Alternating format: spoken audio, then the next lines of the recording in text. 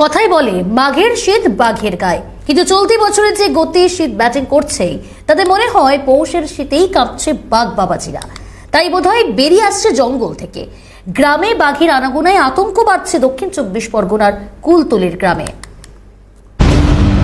দূর থেকে যাকে দেখতে সুন্দর সে কাছে এলেই আতঙ্কে বুক কাঁপে। জল জঙ্গলের সুন্দরবনের লোকালয়, ফের বাঘের আতঙ্ক। রাতে শোনা গেছে বাঘের গর্জন, সকালে মিলেছে পায়ের টাটকা ছাপ। গ্রামে বাঘের আতঙ্কে বুক কাঁপছে কুলতলির সুধীর দাসের খাট এলাকায়। কালকে রাত্রেবেলা আমি 10টার দিকে যখন দেখি বাঘটা ডাকছিল এখানে, খুব আতঙ্কে সারা রাত ঘুমোতে পারিনি। সকালে যখন বলি আশেপাশের লোকজনকে বলি, সবাই এসছে, লোকজন কাঁড়ি হয়েছে, থানা থেকে পুলিশও এলো।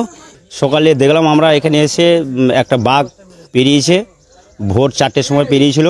সকালে সবাই একটু ডাকাডাকি করতে আমরা এসে যখন দেখলাম, মানে বাঘটা ওখানে একটা শুকো ধরার চেষ্টা করেছিল। সবাই তো নেমে টেপে দেখলাম।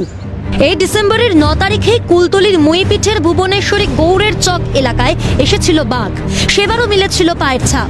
দুদিনের প্রচেষ্টায় বন দপ্তরের উদ্যোগে তাকে ফেরানো হয়েছিল জঙ্গলে। কথায় বলে নদীর ধারে বাস, ভাবনা 12 মাস।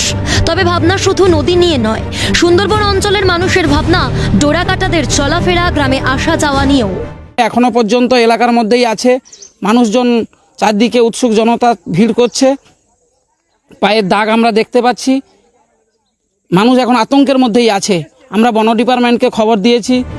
এবছর ঠান্ডার দাপট বেশ। জঙ্গল থেকে বেরিয়ে বাঘেরা বোধহয় গায়ে রোদ মাখতে চায়, কিন্তু তাতে যে ভয় কাঁপে সুন্দরবনের বাসিন্দারা। তমাল সরকারের রিপোর্ট, ক্যালকাটা নিউজ।